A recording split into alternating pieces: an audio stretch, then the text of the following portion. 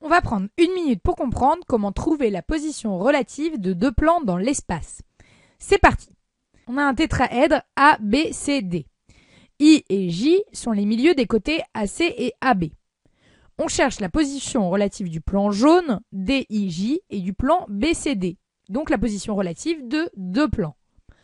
Avant de commencer, on va se demander quelle est la nature de leur position relative. Deux plans peuvent être totalement distincts, c'est-à-dire n'avoir aucun point commun, confondus ou encore sécants. Dans ce cas, ils se coupent selon une droite delta. Ici, les deux plans ont au moins un point commun, le point D.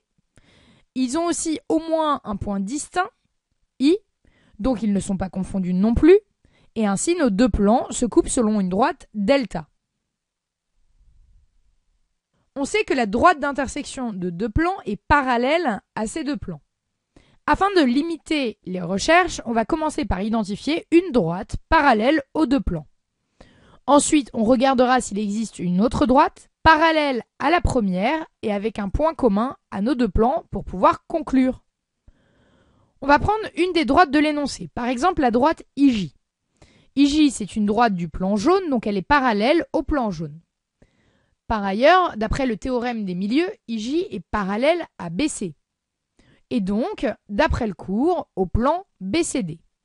Il ne nous reste plus qu'à conclure. Nos deux plans sont parallèles à IJ. Donc, d'après le théorème du toit, la droite d'intersection delta des deux plans est aussi parallèle à IJ.